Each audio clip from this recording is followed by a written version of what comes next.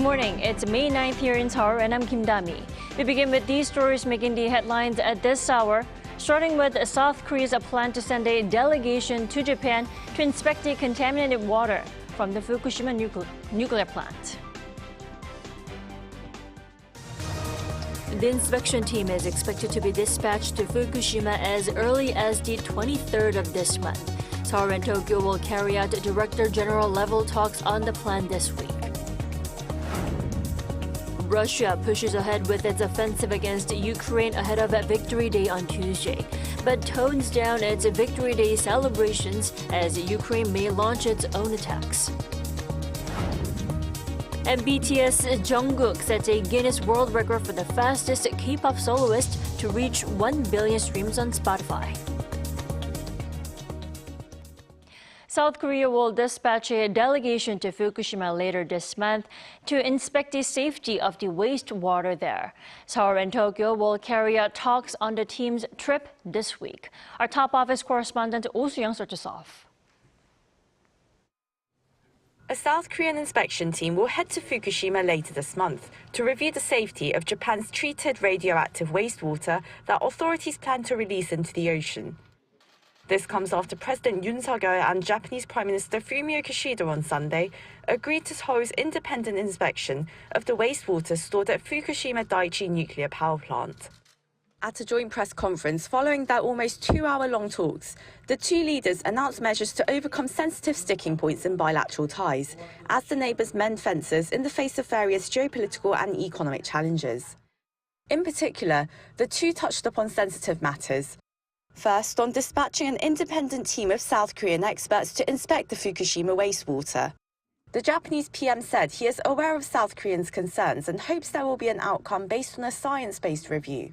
Seoul's foreign ministry said Monday that a team of experts will be selected from relevant agencies, and there will be a bilateral consultation between director generals to discuss the details of the team's dispatch, currently scheduled for May 23rd or 24th. The inspectors are likely to meet with Tokyo's industry officials and Tokyo Electric Power Company, which operates the Fukushima plant, as well as review underwater tunnel facilities that discharge water into the ocean. In another move to grow their value-based relationship, the two leaders also said they will visit a memorial park in Hiroshima together to honor Korean victims of the atomic bomb in 1945. Yoon confirmed the visit will take place when he attends the G7 summit there later this month upon Kishida's invitation. Both leaders said they're looking forward to deepening their value-based cooperation on broader global goals at the G7 meeting. Following the summit, Yoon on Monday called for thorough follow-up measures on security, industry, science and technology, culture and youth exchanges that he discussed with Kishida. Marking the first time in 12 years that a Japanese leader has visited Seoul for a summit, Kishida's 2-day trip has put the so-called shuttle diplomacy back in full swing, reciprocating Yoon's visit to Tokyo in March. It seems there is more shuttling to come as the South Korean president heads to Hiroshima in less than 2 weeks, where he is also expected to hold a 3-way summit with Kishida and Joe Biden. Oh Soo-young, Arirang News. Also, during the recent Yoon-Kishida talks, President Yoon hinted that South Korea is open to Japan's engagement in the Washington Declaration with the U.S. Our Choi Min-jung spoke to experts on how likely it is. During summit talks with Japanese Prime Minister Fumio Kishida on Sunday, South Korean President Yoon Suk-yeol opened the possibility of Japan's future participation in the Washington Declaration. 그리고 이 워싱턴 선언은 일단 한국과 그 미국의 그 양자 간의 베이스로 합의된 내용입니다. 그렇지만 일본의 참여를 배제하지는 않습니다. The Washington Declaration was issued by Yoon and U.S. President Joe Biden during their summit last month. The essence of the agreement is to strengthen extended deterrence against North Korea's nuclear threats. Yoon said South Korea can cooperate with Japan at any time once discussions are on track and Japan is ready to cooperate with the U.S. on the matter. The president, however, added that the Washington Declaration has not been finalized and that more discussions are needed to fill in the details of joint planning and execution. But how likely is Japan to participate? I think it would be good to have that possibility, but it's an agreement between South Korea and the US for now. So it seems that the priority is to make sure the agreement is carried out properly between those two countries first. South Korea's former Consulate General in Osaka, Cho Sung-yeol, said it could happen over a long period of time. However, for this to be possible, he said there must be a change in Japan's attitude, particularly with regard to unsolved disputes such as Japan's territorial claims over Dokdo Island. Although experts are saying that Japan's immediate participation is not likely, progress between Seoul and Tokyo seems to be taking place. Yoon and Kishida welcomed the ongoing progress made on real-time sharing of North Korea's missile launches, which was agreed upon at the trilateral summit of Seoul, Tokyo, and Washington held last November in Phnom Penh. President Yoon underscored that security cooperation is more important than ever as they face common threats from North Korea. Choi Min-dong, Arirang News. Russia has been ramping up its offensive against Ukraine, leading to Victory Day on Tuesday. Moscow, however, plans to scale down its Victory Day celebrations over fears that Ukraine may decide to hit Russian cities. Our Lee Seung-ja has more. Over the past few days, air raid alerts have been blaring throughout Ukraine. Even in the capital Kyiv, explosions were heard in some parts of the city, with residents seen evacuating from affected areas. In the Black Sea coastal city of Odessa, many casualties were reported after Russia attacked the city using drones and cruise missiles.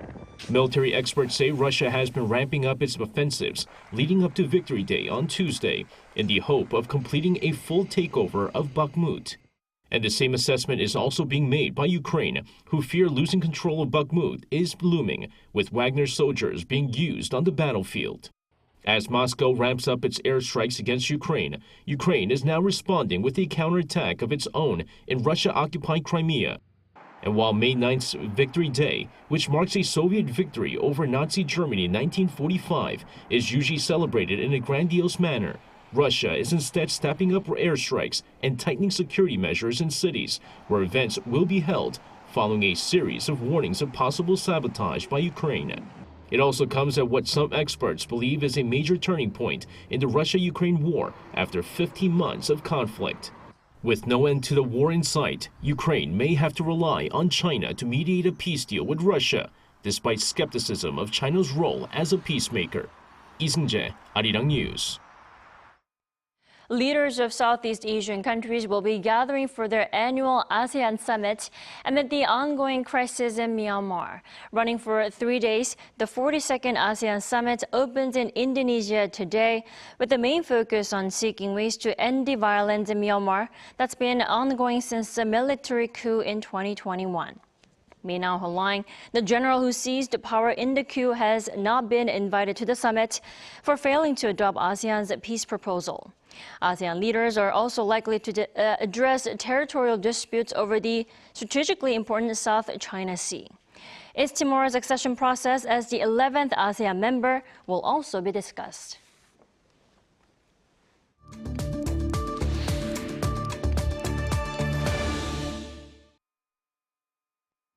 As a follow-up measure from the recent Yoon-Kishida summit, South Korea will dispatch a group of Korean experts to inspect the wastewater from the Fukushima nuclear power plant later this month. Now, how much impact will this trip have? For more on what to expect and more, let's turn to Professor Kim Jae-chun from Seogang GSIS. Good morning, Professor. Good morning to you, too. Now, Professor, how much of a good news is this? I mean, can the South Korean public take some relief from this plan? I mean, how thorough and transparent will this trip be? I think the fact that the Kishida is allowed South Korea's experts to come over to Fukushima, I think it's an extraordinary for South Korea to be able to send experts to inspect Fukushima nuclear plant. Mm-hmm. When there is this ongoing IAEA, International Atomic Energy Agency experts from there are doing inspection in Fukushima. So there is a multilateral inspection taking place in Fukushima. For South Korean experts to be able to go over to the nuclear side and doing inspection is extraordinary. Of course, I mean, it really depends. It depends whether these Korean inspectors would be allowed to gain full access to the facilities. And I think it's very important. It's imperative for the Korean inspectors to be able to inspect these facilities, these sites in thorough manner. And if we can do thorough inspection and come to a conclusion that Fukushima radioactive water is safe, I think it'll definitely mitigate public anxiety in South Korea. And once again, in order for this to happen, I think it's very important for South Korean inspectors to gain a full access to the Fukushima nuclear facilities. Right, and that leads to our next question, importing Fukushima seafood into the country. Now, the results of the expert inspection will influence importing of seafood from the area. What's your outlook on this issue, Professor? I think importing seafood from Fukushima, I mean, Fukushima seafood is another issue. That I think is another issue that needs to be addressed. I'm not an expert. I'm not a natural scientist, but I think it's one thing to say that it's okay to release Fukushima radioactive water, but I think it's still another to resume importing Fukushima seafood. I mean, I don't know, but I guess it's possible for these fishes or other sea animals or sea plants to have been already contaminated. I mean, it's not like we are drinking, Fukushima radioactive water. But in case of Fukushima seafood, we are eating them, right? So we are eating this. So all I'm saying is that we need to be absolutely sure that the Fukushima seafood is safe. Until that happens, until that we are convinced, we can't be really too careful. However, if all the scientific evidence suggests that Fukushima seafood is safe, I don't think we can just keep saying that we don't want Fukushima seafood. We would never import Fukushima seafood. I don't think that's a right attitude. Right, and President Yoon Suk-yeol, I think last month he said that he's not allowing any seafood from Fukushima into the country, but we'll see how that will change after the trip. And also, Prime Minister Kishida did comment on Imperial Japan's wartime forced labor, right? Now, Professor Kim, what's your take on this? I mean, how is the comment different from what was said during the Tokyo summit in March? Because it looked like Kishida kind of drew the line saying that it's a personal comment, not representing the government. What's your take on it?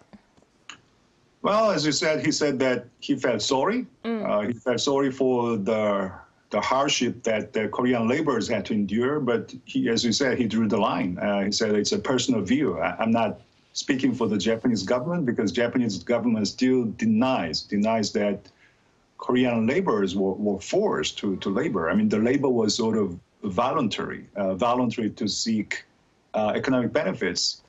I think you have to understand that Prime Minister Kishida doesn't really belong to the biggest faction in the ruling Liberal Democratic Party. Still, the biggest faction is Shinzo Abe's faction, and Shinzo Abe's faction is very skeptical about apologizing to Koreans. So Prime Minister Kishida can really go against the biggest faction in Liberal Democratic Party. That said, I think his comment was a bit of progress from the previous comment that he made in March during the Korea-Japan summit, because back then he just said that he would embrace the previous Japanese government's views about the history. This time he made a more specific comment on forced labor, although he said it was a personal view. I think it's important for us to understand that Prime Minister Kishida has to make his Korean policies within the parameters set by the public opinion in Japan. Right, and now following the summit, direct diplomacy and face-to-face dialogue are officially back on track, but Professor, how long will it take, or even how many rounds of summit meetings should there be to secure an apology from Japan? Possibly something like the 1998 declaration. I mean, I don't know. It'd be really great if the Japanese government acknowledges that the wartime labor was forced, not voluntary, and if Japanese Prime Minister says that Japan feels very sorry about that forced labor. But do we really need to secure an apology? I mean, in order for the relationship between the two countries to move forward, do we need to secure another apology? I don't think so. I mean, like it or not, two countries have shared interests in both security policies and economic policies. And if we start cooperating, I think we can materialize these interests. If we keep cooperating, I think we'll be able to build trust. If we build trust, we may be able to address these history issues in more sincere manner. So you just mentioned 1988 Kim Dae-jung Obuchi Declaration, where Japan offered a heartfelt apology. And I think as long as Japan says that they continuously cherish the spirit of Kim Dae-jung Obuchi Declaration, I don't know, to be honest with that, I don't think we need a similar declaration. And I think forcing Japanese government to apologize is not a good strategy. We need to cooperate first, build trust, and then address history issues when we have trust. That's my recommendation. All right, Professor Kim, thank you so much for joining us this morning. Thank you.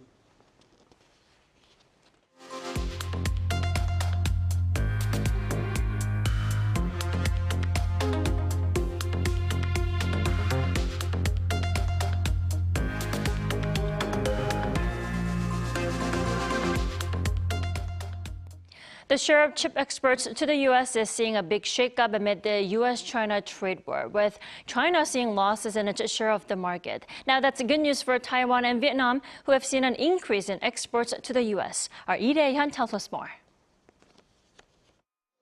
The escalating chip war between the U.S. and China is opening up a new front for Taiwan and Vietnam.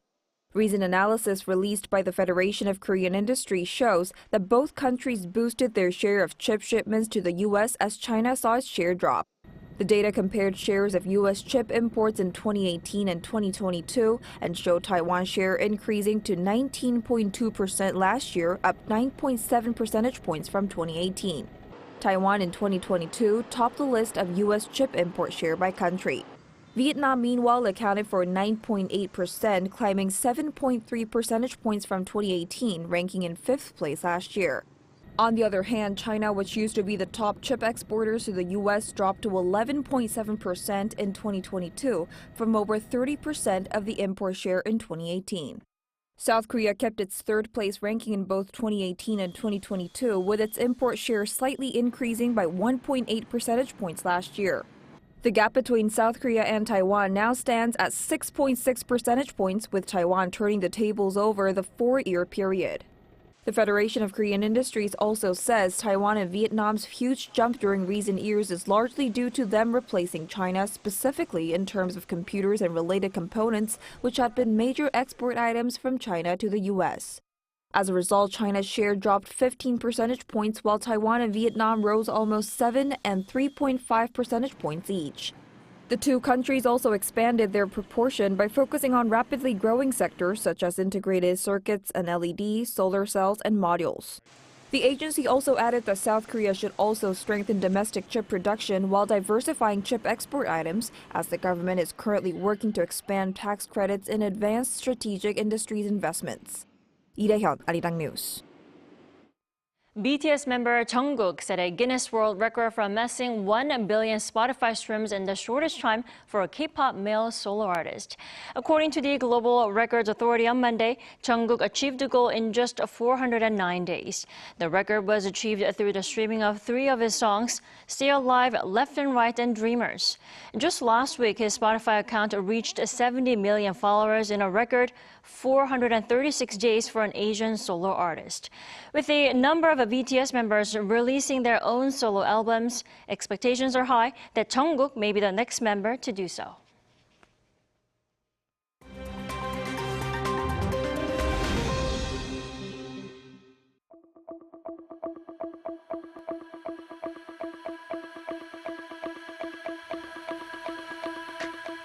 Good morning, I'm Matthew Ashley, and we now turn over to stories from around the world. We begin in the Democratic Republic of the Congo, where over 400 people have been killed in catastrophic floods and landslides. South Kivu province has seen torrential rain since Thursday, causing rivers to burst their banks. Hundreds of people are still missing, believed to be trapped under mud from the landslides. The local Red Cross does not have sufficient body bags, and the UN says that over 3,000 families have been displaced. A national day of mourning was observed on Monday. The flooding in the region comes after neighboring Rwanda last week reported more than 130 flood-related deaths. In Iran, 2 men have been hanged on convictions of blasphemy. This, according to local authorities on Monday, who alleged that the men insulted the Prophet Muhammad and promoted atheism through online platforms. They were also accused of burning a copy of the Quran. According to Iran Human Rights Group, the country has executed at least 203 prisoners since the start of the year. But executions for blasphemy are rare, as authorities usually opt to reduce sentences. The executions come amid violent protests that began in September last year, triggered by the death of Mahsa Amini in the custody of Iran's morality police. Turning over to Canada, where the western province of Alberta has declared a state of emergency over out-of-control wildfires. At least 100 wildfires were reported in the province over the weekend, forcing more than 29,000 people to evacuate their homes. Alberta Premier Danielle Smith has described the situation as unprecedented. Oil companies in the province have temporarily shut down operations. Authorities have warned that some fires may grow as a result of expected high winds. The neighboring province of British Columbia has also reported 4 major wildfires. Officials have issued evacuation orders in affected areas.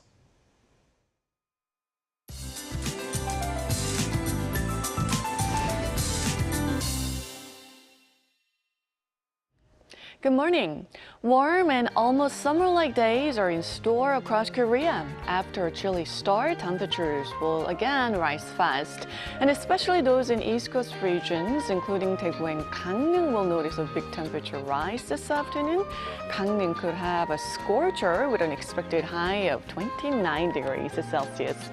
Plenty of sunshine is expected. May sunshine can be as strong as in summer, so make sure your skin is protected from the UV rays. Don't forget a hat and big sunglasses. Top ratings will be 1 to 5 degrees higher this afternoon in most areas. Seoul will be slightly higher than yesterday, topping out at 23 degrees. Daegu at 27 degrees. Air quality will be normal to good, except in Incheon, where dust levels can be high during the first half of the day. Temperatures will rise further tomorrow and Thursday in the capital area under sunny skies with no significant rain in the forecast. That's Korea for you, and here's a look at the international weather conditions.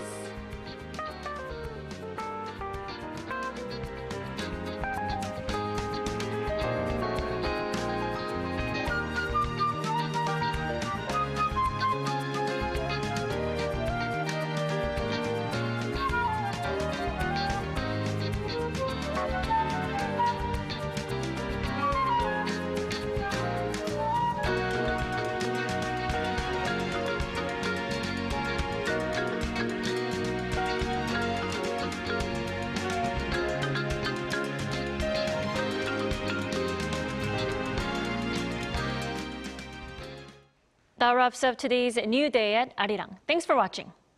you.